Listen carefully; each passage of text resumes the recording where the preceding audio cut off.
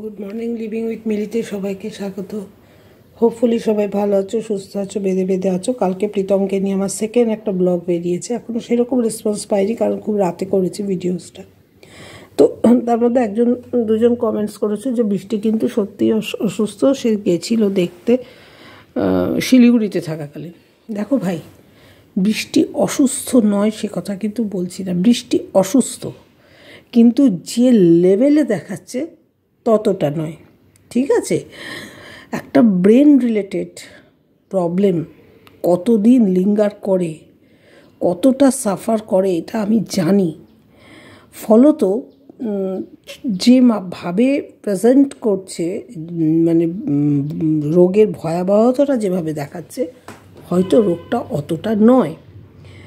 ওরা রোগটাকে হাতিয়ার করে চ্যানেলটাকে গ্রো করছে, তার ফলে ব্লগের মধ্যে সত্যতাটা হারিয়ে যাচ্ছে, মিথ্যেটা বেশিভাবে চলে আসছে। এক নম্বর হয়তো ক্লিয়ার করতে পারলাম, ডেফিনেটলি সে অসুস্থ, তার ট্রিটমেন্ট হচ্ছে, ইচ অ্যান্ড এভরিথিং ওকে, কিন্তু কিওর হচ্ছে সেইটা কিন্তু মানে আমাদের এই বৃষ্টির হাজব্যান্ড সেভাবে ক্লিয়ার করছে না, সেটাকে জিয়ে রাখছে। এবং সে খুব এটা কেন করছে জানো তো? তার মূলে একটা সাইকোলজি আছে, সেটা হচ্ছে ও কাউকে খুব ভয় পাচ্ছে ওর কৃতকর্মের জন্য। কৃতকর্ম মিন্স এই বৃষ্টিকে বিয়ে করা, বিয়ে করেই ওকে নিয়ে শিলিগুড়িতে চলে যাওয়া, এই যে জার্নিটা, এর মধ্যে ও এমন কিছু কাজ করেছে সেটাতে ও ভয় পাচ্ছে। তার ফলে ওরা রোগ অসুস্থতা দোহাই দিয়ে সিম্প্যাথেটিক কার্ড খেলছে। বৃষ্টি অসুস্থ 101% শিওর, কিন্তু সেইটাকে হাতিয়ার করে ওদের যাতে কেউ কিছু বলতে না পারে, বা ওরা যে ইলিগাল কাজগুলো করেছে সেগুলোর ওপর যাতে কেউ কোনো হস্তক্ষেপ করতে না পারে, সেই জন্যই এই বৃষ্টির অসুস্থটাকে আরেকটু বেশি মাত্রায় যদি মানে আটানা হয় বা কি 12 আনা হয়, সেটা মাত্রা আরও বাড়িয়ে নিয়ে দেখাচ্ছে। আমার বলার বক্তব্য হচ্ছে সেইখানে। না হলে প্রীতম হট করে বলল কেন ওটা আমার বাড়িতে এসেছে? ডেফিনেটলি ওর বাড়ি নয়। তার কারণ ও তো নিজেই বলেছে ওর কেউ নেই, তাই তো? ও নিজের ব্লগে বলা, আমার কেউ নেই, তোমরা বারবার জিজ্ঞেস করো আমার কে আছে, তো আমার শুধু তার ওয়াইফের নাম, অর্কর নাম, এবং তার শ্বশুর শাশুড়ি শালার নাম। নিজের বাবা মা বা নিজের কারোর কথা বলে মানে সে পুরোপুরি তার এই ডিসিশনে, মানে প্রীতমের এই ডিসিশনে তার বাড়ির লোক তাকে সাপোর্ট করেনি। শুধু তারা নয়, তোমরা যদি ব্যাকে দেখো, বৃষ্টির বাবা মারও সাপোর্ট করেনি। একটা সোজা বাংলায় কথা বলো তো, যদি মেয়েটার ওপর মানে মাত্রাতিরিক্ত নির্যাতিত হতো, যে মেয়েটাকে মরণ বাঁচন লড়াই, মেয়েটিকে তোরা মেরে ফেলতে পারে, ডোমেস্টিক ভায়োলেন্স, যেটা নিয়ে 498 কেস হয়। আজকে থানায় গিয়ে কেস করলে কাল মানে 24 ঘন্টা পার হবে না, সেই নির্যাতিত হাজবেন্ডকে দেন অ্যান্ড দেয়ার অ্যারেস্ট করবে, অ্যারেস্ট ওয়ারেন্ট বেরোবে। এখানে আমাদের দেশে এই রকম সাংবিধানিক নিয়ম আছে বা রুলস আছে। সেহেন অবস্থায় যে বৃষ্টি তার বাবা মার এত আদরের সন্তান, সে বারংবার তার ফ্যামিলিতে সে অত্যাচারিত, শ্বশুরবাড়িতে সে নির্যাতিতা, তার জানাবা সত্ত্বেও তারা কেন সেইভাবে তার এক্স হাজব্যান্ডকে এগেনস্টে কোনো স্টেপ নিল না, বা তাকে অ্যারেস্ট করলো না, বা সামথিং যা আইনিভাবে তাকে পর্যদস্ত করা যায় সেগুলো কিছু করলো না? কেন ছেড়ে দিল তাকে খোলা ময়দানে? তার মানে বৃষ্টি যেটা তার এক্স হাজব্যান্ড নিয়ে ডিক্লারেশন দিচ্ছে, কিছুটা সত্যি হলেও পুরোটা সত্যি নয়। হয়তো তিনি ড্রিঙ্ক করেন, হয়তো তিনি বৃষ্টিকে পছন্দ করে না, এগুলো সব হয়তো আছে, কিন্তু লোহার রড দিয়ে মারা বা ফিজিক্যালি খুব টর্চার ডেফিনেটলি সে করেনি। সে যদি সেই রকম তার মেয়েকে তাদের মেয়েকে যারা জানছে যে তাদের মেয়েকে তাদের জামাই মৃত্যুর মুখে ঠেলে দিচ্ছে, আমার মনে হয় না বৃষ্টির বাবা মা বা বৃষ্টির দাদা ওই ভদ্রলোককে ছেড়ে দিত বা উনি খোলা বান্দা হয়ে ঘুরে বেড়াতেন না, এতদিনে হতো না। এর থেকেই প্রমাণিত হয় যে একটু জল মিশিয়ে বৃষ্টি বলছে, হয়তো কিছুটা অত্যাচার হয়েছে, সেটাকে জল মিশিয়ে দিয়েছে। এবার জল যখন মেশাতে থাকে এবং যখন দুধে জল মেশানো হয় না, যদি কাস্টমার ধরতে না পারে তখন জলের মাত্রাটা দিনের দিন বাড়াতে থাকে আর লাভের গুড় খেতে থাকে। এক্ষেত্রে তাই হয়েছে, দেখেছে পাবলিক পুরো জলটা খেয়ে নিয়েছে। হ্যাঁ, আমার এই অত্যাচারিত গল্পটা পাবলিক পুরো জলটা খেয়ে নিয়েছে। এবার কালকে 1 লিটার জল দিয়েছি, আজকে 2 লিটার দিই, তারপর 3 লিটার দিই, তাই করতে করতে শুধু জলই আসছে, দুধটা হারিয়ে গেছে। বৃষ্টির ব্লগটা এখন তাই হয়ে গেছে, বৃষ্টির ব্লগ থেকে দুধ হারিয়ে গিয়ে শুধুমাত্র জলেতে পরিণত হয়েছে। এটা তোমাদের প্রশ্ন করছি, তোমাদের বাড়িতে তোমরা যদি তোমাদের কাছের মেয়ে, কাছের বোন, কাছের কেউ যদি দেখো তারা শ্বশুর বাড়িতে নিয়ে, আর মেয়েদের তো এখন আইন, মেয়েদের যদিও সম আইন হয়ে গেছে, ছেলে মেয়ে সমান দেখা হয়, তবুও মেয়েদের দিকে একটু পাল্লা ভারী অলওয়েজ থাকে এবং সেই ফায়দা সব মেয়েরা নেয়। ঠিক আছে, বৃষ্টি দিল না কেন? প্রশ্ন আসছে না আপনাদের মনে? সে কেন তাহলে? সে বলছে যে সে কেস করেছিল, তার হাজব্যান্ড প্রতিপত্তি খাটিয়ে, সেটা কখনোই হতে পারে না। সেইভাবে যদি শুধু ডায়েরি নয়, থানায় গিয়ে শুধু ডায়েরি নয়, কেস করে দেওয়া, তাহলে বৃষ্টির হাজব্যান্ডের কিছু না কিছু শাস্তি অবভিয়াসলি বরাদ্দ থাকতো। কারণ স্ত্রীকে অত্যাচার করে মাথা উঁচু করে বাঁচার অধিকার তাদের নেই। তারপর যে এরিয়ায় থাকতো, ধরো সাউথ সিটি, আমি তো কলকাতারই আমি থাকি, সাউথ সিটি মলে আমরা হ্যাঁ, সাউথ সিটিতে থাকার মতো ভাই আমাদের ক্ষমতা নেই। প্রচুর রিচ পার্সনরা সাউথ সিটিতে থাকে। সাউথ সিটিতে কোটির নিচে কোনো ফ্ল্যাট কেনা যায় না, রেন্ট মিনিমাম লাখের ওপরে। তাহলে কতখানি ফিনান্সিয়াল অবস্থা স্টেডি হলে তবে কিন্তু ওই ফ্ল্যাট ভাড়াই নেই, ওই ফ্ল্যাটে কিনেও সাউথ সিটির মতো জায়গা ইজ ভেরি ডিফিকাল্ট। সেখান থেকে তো বোঝাই যাচ্ছে যে বৃষ্টির বাবা মার সব কিছু দেখেই বিয়েটা দিয়েছিলেন। হ্যাঁ, চরিত্রটা হয়তো ভালোভাবে খবর নেয়নি, যে সে নেশাখোর না কিছু, সেগুলো হয়তো দেখেনি। সেগুলো আমি ধরে নিচ্ছি যে সেইগুলো বৃষ্টির অপছন্দ হয়েছে। আমি এগুলো নিয়ে কোনো দ্বিমত নেই, হতেই পারে যে তার লাইফস্টাইল, তার হাজব্যান্ডের বিহেভিয়ার বৃষ্টিকে একদম পছন্দ বৃষ্টির হয়নি। সে যদি সেগুলোই যদি এতটাই খারাপ হতো, তাহলে বৃষ্টির বাবা মা কেন বৃষ্টিকে বারবার বলছে মানিয়ে নিয়ে চল? এটা বৃষ্টির ব্লগ থেকেই আমরা শুনেছি, বৃষ্টি বারবার বলেছে যে আমি কোনো কথা মা বাবাকে আমার অত্যাচারিত কথা বলার আগেই আমার শ্বশুরবাড়ি থেকে এমনভাবে ওই ঘটনাকে প্রেজেন্ট করা হতো, আমার বাবা মা বলতেন যে শ্বশুরবাড়িতে আছো, মানিয়ে চলো, মানিয়ে নিয়ে অভ্যাস করো। তার মানে যে ঘটনাগুলো ঘটতো মানিয়ে নিয়ে যাওয়ার মতোই ঘটতো। তারা যদি শুনতেন বা তাদেরকে যদি জানানো হতো যে তাকে মারা হচ্ছে, লোহার রড দিয়ে মারা হচ্ছে, তাহলে কখনো বলতো না ভাই তুই মার খেয়েও মানিয়ে নিয়ে চ। কোনো বাবা মা ভাই বলতে পারে না, পৃথিবীর কোনো বাবা মা সেটা বলতে পারে না। তার মানে যেটুকু টুকটাক অশান্তি হতো বৃষ্টির হাজব্যান্ডের সাথে, সেইটুকু অ্যাডজাস্ট করতে ইজিলি বৃষ্টি পারতো, সেটাই তার বাবা মার ইন্ডিকেট ছিল। এটা মনে হয় বৃষ্টি নিজের ব্লগেই বলা আছে, যে আমি বলার আগেই এমনভাবে আমার শ্বশুরবাড়ির লোকরা বা আমার বাবা মাকে বুঝিয়ে দিত, আমার বাবা মা আমার কথা বিশ্বাস করতো না, তাদের কথা বিশ্বাস করতো এবং বলতো তুমি অ্যাডজাস্ট করে চলো। কি ক্লু পাচ্ছেন আপনারা? আসলে ওখানে থাকতে থাকতেই হয়তো বৃষ্টির সাথে প্রীতমের বন্ধুত্ব হয়ে গেছিল এবং হয় না কারোর না কারোর সঙ্গ ভালো লেগে যায়। সেখানে বৃষ্টি কম্পেয়ার করেছে তার হাজব্যান্ডের সঙ্গেও, এক্স হাজব্যান্ডের থেকেও প্রীতমের কম্পেনিয়ন বৃষ্টি ভালো লাগছে এবং সেই জন্যই সে ডিসিশন নিয়েছিল যে না, হাজব্যান্ডের সঙ্গে নয়, সে ঘর বাঁধবে।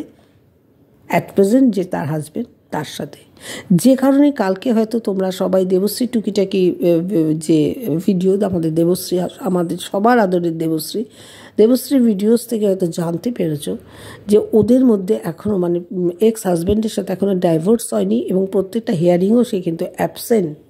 কেন, কিসের জন্য, ওইটা কেন জুজে রাখলো? তুমি যাও মিউচুয়াল ডিভোর্স নিয়ে, তোমাকে তো রেজিস্ট্রি করেই নিয়েছে। হ্যাঁ, অনেকে বলবে যে একটা বিয়ে ওরকম সামাজিক বিয়ে থাকতে আর একটা রেজিস্ট্রি কেন হলো?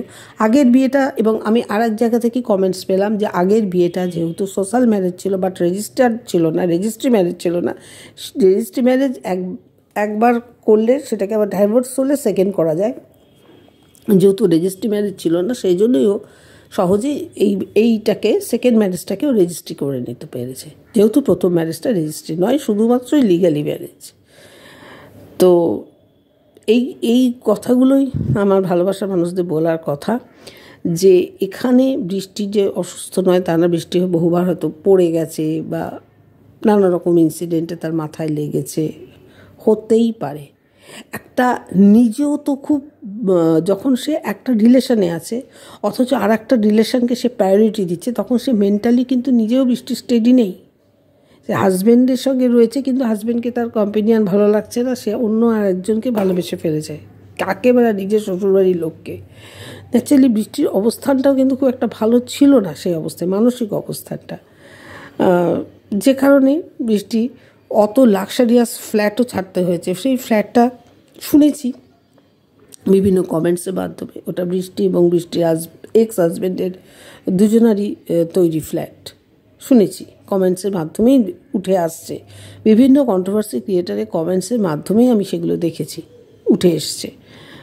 তো এত কিছু লাক্সারিয়াস ছেড়ে সে প্রীতমের হাত ধরে বেরিয়েছে, ও লিটারেলি প্রীতমকে খুব ভালোবাসে। ও ভালোবাসার সময় ও কিচ্ছুই দেখেনি যে প্রীতমের অর্থনৈতিক অবস্থা বা কিছুই দেখেনি, শুধু হোল হার্টেডলি প্রীতমকে ভালোবেসেছে। কিন্তু ভালোবাসার পর দেখছে যে সংসারটাকে দাঁড় করাবে কী করে, অর্থও তো দরকার, ভালোবাসার জল দিয়ে তো সংসার চলবে না, ছোট সন্তান আছে যেখানে। আর ছোটোখাটো ব্লগিংটা তখন কিন্তু মাত্রাতিরিক্ত কিছু দাঁড়ায়নি, আমরাই নিজেরাই দেখি, বৃষ্টির বলে অপরাজিতা ব্লগ বলে যে কোনো ব্লগ আছে, নিজেরাই আমরাও জানতাম না। তখন ওরা চিন্তা করেছে দুজনে মিলে ইউটিউবটাকেই চাঙ্গা করতে হবে, এবং চাঙ্গা করতে গিয়ে বৃষ্টির যে ছোটোখাটো অসুস্থতাটাকে আছে সেটাকেই ওরা একটু ইলাবোরেট করে একটু ফলাও করে দেখাবার চেষ্টা করলো। ওরা জানে যে অসুস্থতা, নোংরামু এগুলো যদি ইউটিউবে একবার আনা যেতে পারে, একবার যদি ভাইরাল করা যেতে পারে, তাহলে আর ফিরে তাকাতে হবে না, চ্যানেল একেবারে দৌড়বে। ঠিক তাই হলো। যেদিন দেখে মানুষ জানলো বৃষ্টি অসুস্থ, কী কারণে অসুস্থ বা সামথিং, সেদিন থেকে ওরা কিন্তু ইউটিউব থেকে লামসাম অ্যামাউন্ট টাকা পেতে শুরু করলো বা ওদের চ্যানেল গ্রো করতে শুরু করলো। মানে ওদের টার্গেটটা ঠিক রাখার, প্রীতম খুবই সাধারণ একটি ছেলে, যে হতে পারে এডুকেটেড কিন্তু ও এস্টাবলিশ নয়। ও এস্টাবলিশ না হয়ে একটা মেয়ে, একটা বাচ্চার দায়িত্ব নিয়েছে, সংসারটা তো ওদেরও চালাতে হবে না, সেই চালাবার জন্যই ইউটিউবটাকে আর্নিং সোর্স করার জন্যই এই এত কিছু গল্প রচনা হয়েছে। সে শ্বশুরবাড়ির অত্যাচারটাকে তিলকে তাল করে বলে সেখান থেকে সিম্প্যাথি নিয়ে নিজের অসুস্থতাটাকেও তিলকে তাল করে সিম্প্যাথি নেওয়া, পুরো সিম্প্যাথেটিক গ্রাউন্ডের ওপর দাঁড় করিয়ে অপরাজিতা ব্লগটা অ্যাট প্রেজেন্ট চলছে। ঠিক আছে, নো প্রবলেম, চলুক। তবে যে কোনো ব্লগের বা যে কোনো কাজের, ব্লগ বলে না, ব্লগিংটাও একটা কাজ, যে কোনো কাজই সত্যতা ওপরেই তার থাকা না থাকাটা নির্ভর করে, স্থায়িত্বটা, থাকা বা না থাকার থেকেও বড় কথা স্থায়িত্বটা, পার্মানেন্টলি সে কাজটা থাকবে কি না সে অনেস্টির উপর নির্ভর করে। Honesty is the best policy যে কোনো কাজে, যে কোনো ক্ষেত্রে। সেইটাই আমার একমাত্র বক্তব্য। অপরাজিতা ব্লগের অনেস্টিটা অনেকটাই কম। এখানে প্রথমে দুধ ছিল ব্লগের মধ্যে, তারপর সেই দুধের মধ্যে জল মেশাতে দুধটা যেন কোথায় হারিয়ে গিয়ে জলপূর্ণ ব্লগ হয়ে গেছে এখন। যেখানে সবাই বলছে যে বৃষ্টি দুর্গাপুরে মিশন হসপিটালে ভর্তি আছে। সেহানো সময় কালকেই একটা ছোট সোর্স আসছে, নতুন বাড়ির সোর্স আসছে, যে অর্ক বলছে দেখো আমার মা, আমার দিদা ইয়ে করছে, কি বলে, ধূপ দিচ্ছে, আমার বাবা, দাদা আর মা শুয়ে আছে। এগুলো নিশ্চয় অর্ক এডিট করেনি, এগুলো নিশ্চয় অর্ক এডিট করেনি, এটাকে প্রীতমই এডিট করেছে। তাহলে যার বউ যদি হসপিটালে ভর্তি থাকে, তাহলে এরকম ছোটো ছোটো শর্টস এডিট করছে কেন? আজকে দেখলাম, আজকে না কাল রাতে দেখলাম, ওই যে ছোটো ছোটো মাছ নিয়ে আসা ছিল, কী যেন মাছ, না নামটা মনে নেই, প্রচুর মাছ, কই মাছ না কী মাছ মনে করতে পারছি না, বৃষ্টি খাওয়া খুব দরকার ডক্টর বলেছে। তো সেই জ্যান্ত মাছ ওর দাদু নিয়ে এসে ছাদে নিয়ে গেল, সেগুলোকে পরিষ্কার করলো, বৃষ্টির মা সেগুলোকে ধুচ্ছে। এটা আমরা বড় ব্লগে দেখেছি, সেটাকে ছোট করে এডিট করে সেটাকে শর্টসে দিয়ে দিয়েছে। কে করছে কাজগুলো? বৃষ্টি যদি প্রচণ্ড অসুস্থ হয়ে হসপিটালাইজ থাকে, তাহলে এই এডিটিংগুলো কে করছে? আর বেশ কিছু আইডি তৈরি করা হয়েছে, কে করেছে আমরা সবাই জানি, আমি নামটা নিলাম না। তার কাজ হচ্ছে যারা যারা নেগেটিভ কমেন্টস করছে, যারা যারা এই অপরাজিতা ব্লগসের মিথ্যাচারগুলো ধরে ফেলছে, তাদের কমেন্ট সেকশানে গিয়ে কমেন্টস করে আসা যে হ্যাঁ বৃষ্টি খুব সিরিয়াস অসুস্থ, তোমরা কিচ্ছু জানো না, এই এই এই এই রোগ হয়েছে, সমস্তটা তারা গিয়ে ইচ্ছা করে বলে আসছে। কারা বলছে, কে ক্রিয়েট করেছে, হোপফুলি সব ভিউয়ার্সরা বুঝে গেছে, আমি আর নতুন করে বলছি না। নিজে ব্লগে কেউ বলছে না, কিন্তু আইডি ক্রিয়েট করে প্রত্যেকটা কন্ট্রোভার্সি ক্রিয়েটার্সে গিয়ে বলে আসছে যে এই এই এই বৃষ্টির হয়েছে। এই মিশন হসপিটালে ভর্তি অ্যাজ এ ভিউয়ার্সের নাম করে তারাই করছে এই কাজটা, তারাই করছে। একটা আপনারা বলুন না, সিরিয়াস ওয়াইফ সিরিয়াস হসপিটালে ভর্তি, তখন শর্টস তৈরি করে করে করে কেউ দেওয়ার মতো অবস্থায় থাকে? এই নয় যে শর্টস না দিলেও সেই টাকা আসবে না, প্রচুর বিপুল পরিমাণে, আমরা মানে 15-20 দিনের মধ্যে 1 লাখ থেকে 2 লাখ হয়ে যাচ্ছে চ্যানেলটা। এইবার তো মানুষের চোখ খুলছে না। এবং আমি কালকের ভিডিওতেও বলেছিলাম, হয়তো এইবার সময় আসছে, আমিও বিভিন্ন কমেন্টস আমার সহ ক্রিয়েটার্সদের কমেন্ট সেকশানে গিয়ে দেখছি যে তারা বৃষ্টির এক্স হাজব্যান্ডের নিয়ে বলছে যে উনি এতটা খারাপ মানুষ নন যে বৃষ্টিকে অত্যাচার করবে। বৃষ্টি নিজেই খুব টকেটিভ, ভীষণ টকেটিভ খুব হলে একটু তো তর্ক বিতর্ক হয়, সেইটুকু ও মানিয়ে নিত না, যেহেতু মা বাবার ও খুব লাডলি মেয়ে।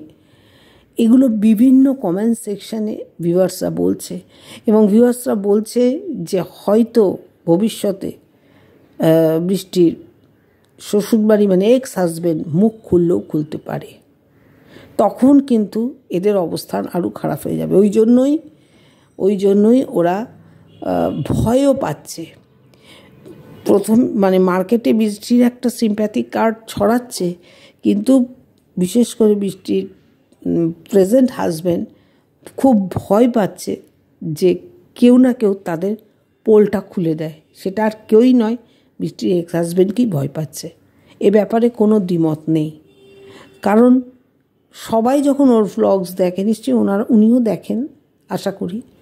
উনি যদি নিজে অনেস্ট হন, উনি যদি নিজে জানেন যে আমি কি করেছি আর কি করিনি, বা উনি যদি মুখ খোলেন, তাহলে তো এদের অবস্থা খুব খারাপ হয়ে যাবে। জানি না উনি আদৌ মানবিকতা খাতিরে মুখ নাও খুলতে পারে, কারণ আফটার অল ওনার সন্তানটা তার স্ত্রীর কাছে আছে, এই ইউটিউবে আর্নিংয়ে তারা ভালোভাবে আছে, উনি বুঝতেই পাচ্ছেন। ন্যাচারালি মানবিকতা খাতিরে উনি মুখ নাও খুলতে পারেন, কিন্তু আমার মনে হয় উনি যদি মুখ খোলেন তাহলে বৃষ্টির কী হবে আমি জানি না, কিন্তু বৃষ্টির প্রেজেন্ট হাজব্যান্ড বহুত প্রবলেমে পড়বে।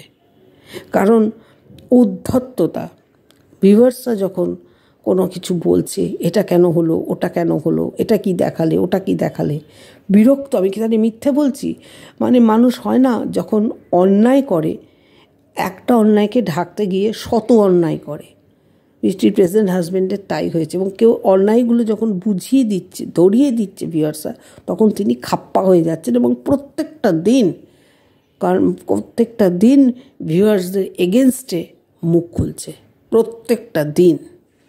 তার কারণ একটাই, উনি জানেন উনি যা বলছেন বা উনি যা করছেন বা উনি যা দেখাচ্ছেন তার মধ্যে 70% ঠিক, বাদ বাকিটা মিথ্যে, ওই জল মেশানো। আজ এইটুকুই বললাম। আমার কাছে যেহেতু একটা কমেন্টস এসছে যে ও সত্যি অসুস্থ, শিলিগুড়িতে আমার ভালোবাসার মানুষটি দেখতে গিয়েছিল, দেখা হয়নি। আমি আবারও বললাম, আমি একবারও অস্বীকার করছি না অসুস্থ ডেফিনেটলি অসুস্থ, কিন্তু তোমরাই ভালো না। 20 দিন আগে যে বিছানা ছেড়ে উঠতে পারছে না, তাকে খাইয়ে দিতে হচ্ছে, তাকে হাঁটিয়ে দিতে হচ্ছে, সে দেখতে পাচ্ছে না, 20 দিনের মধ্যে এমন কি ম্যাজিক হলো? আবার ব্রেনের মতো জায়গা যে একবারে সব কিছু হাঁটা চলা, খাওয়া দাওয়া, হাসা মস্তি, মজ মস্তি সব হচ্ছে অন ক্যামেরায় বা অফ ক্যামেরা। কী হচ্ছে আমরা কেউ জানি না। একটু ব্রেন খাটিয়ে চিন্তা করলেই তোমরা উত্তর পেয়ে যাবে। আর একটু যারা অপরাজিতা ব্লগস নিয়ে যারা ভিডিওস করছে, তাদের ভিডিওসগুলোকে একটু ভিজিট করলে, যারা আমি যেমন বলবো দেবশ্রী আছে, অর্পিতা মানে প্যাশন উইথ এপি অর্পিতা আছে, ডিম্পি লাইফস্টাইলস আছে, এরকম বেশ কিছু জনের ভিডিওস যদি তোমরা ভিজিট করো আরও ভালো বুঝতে পারবে যে সত্যি ওদের ব্লগের মধ্যে কী চলছে। ওকে, ভালো থেকো, সুস্থ থেকো, অবশ্যই বেঁধে থেকো।